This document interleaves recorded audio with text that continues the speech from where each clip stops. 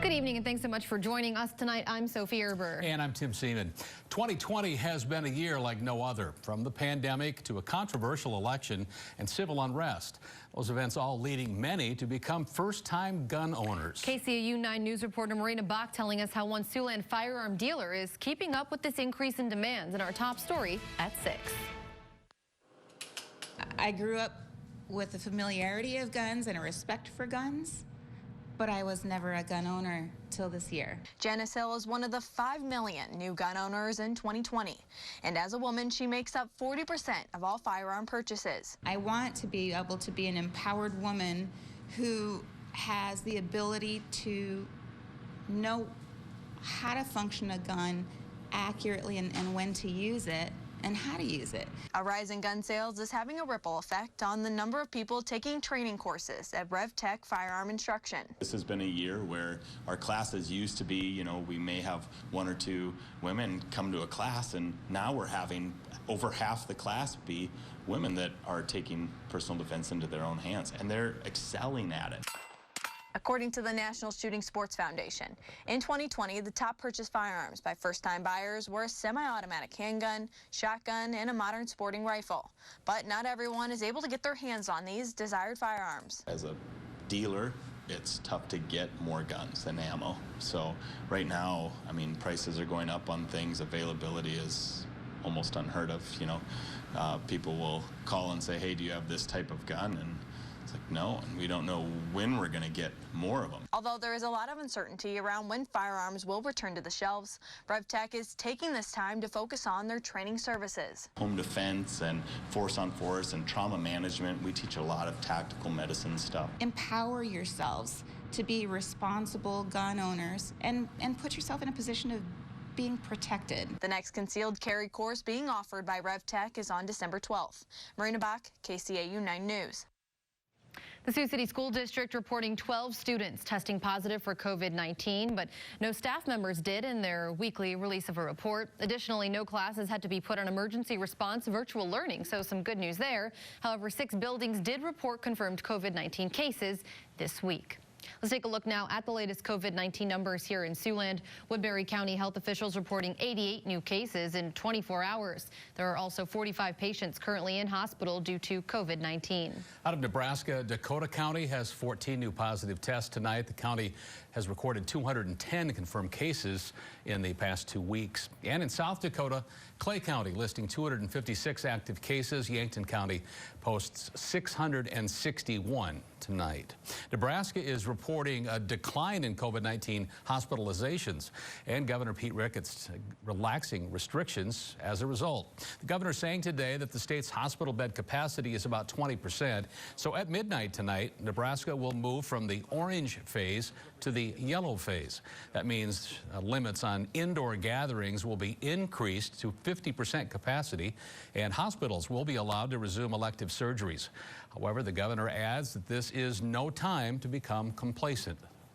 Even with the vaccine coming and even with us moving from orange to yellow, now is not the time to stop practicing all the good rules we know about, where we got to continue to remain vigilant to be able to slow the spread of the virus and preserve our hospital capacity. The U.S. Supreme Court rejecting the Texas Attorney General's lawsuit tonight to overturn election results in 4 battleground states, but not before the suit created some tension between Iowa's governor and the Attorney General.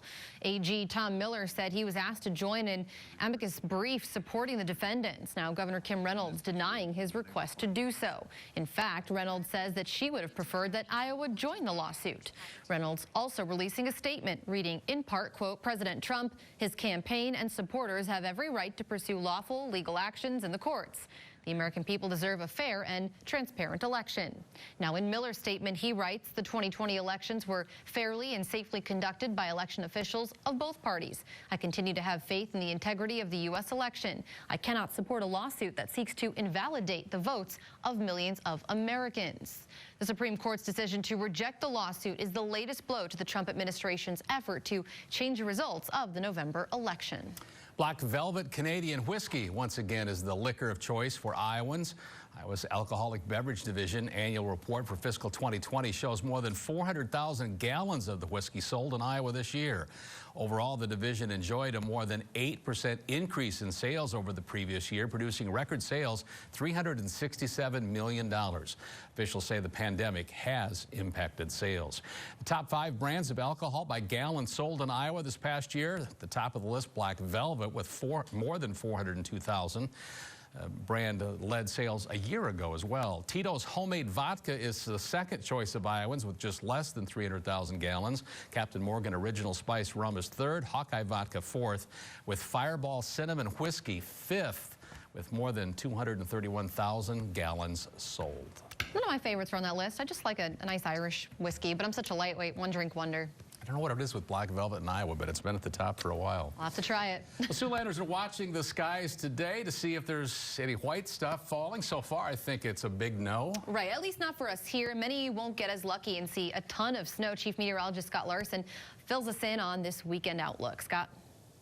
That's right, Tim and Sophie. We had expected to see a wintry mix of precipitation today, and that is showing up on the radar, but a lot of that is failing to reach the ground because the air is simply too dry. We've had a very dry pattern really through most of the year, and that is failing to help to get those raindrops and snowflakes to the surface. It looks much more impressive on the radar than what's actually occurring outside. Most of the precipitation is held way down to the south. As you can see, we do have some partial snow and ice coverage of the roads down near the Omaha Metro. We do still have a winter weather advisory out for southern portions of Siouxland. That's going to be lasting through midday on Saturday. We'll have a little bit more on what to expect there and some cooler temperatures coming our way next week. It's in the 9 on 9 forecast. Sophie? All right, thanks, Scott. Local theater groups continue to make some major adjustments thanks to COVID-19. Landmark's Regional Theater has opted to produce a limited amount of shows with both streaming and in-person tickets available. Their next show is in March of 2021. The theater's executive director tonight says they did make a conscious decision to perform in part to keep their dream of officially moving into a new space alive. Because we have this giant capital campaign going on to move our operation down to downtown Sioux City in the old Sioux City Auditorium. So we've got $17.4 million that we're trying to raise. So we can't all of a sudden disappear. For the Sioux City Community Theater, which has not produced any shows since March of this year, the consequences are more severe. KCAU 9's Hannah Adamson shares how they're holding up, coming up tonight at 10. Well, we're once again honoring remarkable women here in Siouxland, and we're encouraging you to nominate one of those remarkable women from your community. That way, we here can recognize their achievements. Nominations can be made on our website right now. That's SiouxlandProud.com. And with the COVID-19 vaccine now in sight, some people worried that its development was rushed. Doctors from the Mayo Clinic are weighing in on the race for a coronavirus vaccine and concerns over the willingness of Americans to get an injection. That's coming up. And a few snowflakes are expected to fall overnight, but nothing of great consequence. We are going to have some more seasonal temperatures moving ahead as a dry pattern takes hold once again. Your 9 on 9 forecast right after the break. You're watching KCAU 9 News with Tim Seaman, Sophie Erber, Chief Meteorologist Scott Larson, and Sports Director Jake Jones. This is KCAU 9 News at 6. Well, I don't know if folks are necessarily on pins and needles, but paying a little bit of attention to what's coming up this weekend, that's for sure. Especially if they're planning on traveling anywhere south of us, really. As you said, Scott, looks a little bit more impressive on the radar than it is, at least in our area. Nothing really affecting us here in Siouxland tonight. Right, the bigger story is going to be down to the south, Tim and Sophie, down toward Omaha, Des Moines. Some spots could see between 4 and 6 inches of total snow accumulation. Here in Siouxland, though, we're kind of on the northern fringe of this system, and it looks like our accumulations locally will be really pretty much next to nothing. Here's the view of the radar now. It shows that we do have some rain and snow continuing to pass through the state of Nebraska into Iowa and Illinois. Some heavy rain on the front edge of this system, as you can see indicated by the yellows and oranges on your screen. Some snow attempting to fill in the radar closer to home here around Sioux City, but at this point the air remains too dry to be able to effectively get much of that to the ground. Might see a stray flurry or two this evening and some more consistent snowflakes falling from the skies as we travel levels through the overnight period as the air becomes more saturated. But you can see the main event at this moment lies to the southeast. That's where we have some poor visibility in spots down toward Carroll, a mile and a half there. Thursday, we'll see our temperatures work upward as we continue toward next weekend, with highs looking to stick around the 40-degree mark Friday and Saturday. Tim and Sophie? All right, thanks a lot, Scott. Well, for the first time in 85 years, Sioux City's annual Little Yellow Dog auction is not open to the public this year. That's right, the auction will instead take place virtually inside the Warrior Hotel, and it's tomorrow. If you'd like to participate, you can call in to donate or drop off a monetary donation outside the Warrior Hotel. You could even pay through PayPal. Now, the Little Yellow Dog auction benefits around 8,000 families right here in Siouxland. This year's Little Yellow Dog is Charlie. Then you're seeing him right there. What a cutie. He's a miniature Australian Shepherd. Those are awesome dogs. I'm guessing going to grow to be just a little bit bigger than that. Yeah, I think so. Well, many folks see hope with the COVID-19 vaccine in sight. Polls indicate that some folks are still in doubt whether it's safe or not. How doctors are trying to reassure folks against vaccine hesitancy, coming up next. Welcome back. The United States could soon start seeing the rollout, or at least a larger scale rollout, of the first coronavirus vaccine. But the question remains, will Siouxlanders be ready to get one? Kaylin Thompson spoke with doctors at the Mayo Clinic about vaccine hesitancy.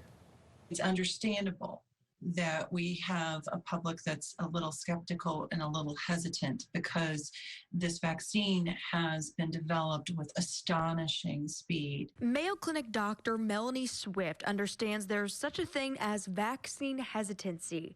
She wants the public to understand no safety shortcuts were taken. Vaccines are held to a higher standard than any other pharmacologic that's approved because we're administering it to millions of people who are perfectly healthy. So we must make sure that these are safe and that all these vaccine safety precautions are in place, even though we're rolling it out very quickly. With more than 200 vaccines being studied all over the world, Pfizer and Moderna are the two leading the charge. Mayo Clinic Dr. Abhinash Virk says we can rely on the data we're getting through these studies due to the safety standards applied. Other vaccine studies, when they go through the phase 3 trials, similar to the Pfizer one that just is being reviewed, generally have about 5,000 to 6,000 people in them for the approvals. We're talking here about 44,000 and 30,000 people, so magnitudes of higher numbers. Once approved, the vaccine rollout will take some time, so people are urged to stay vigilant. Even when people do start to get vaccinated, it doesn't mean the masks can come off and social distancing can stop.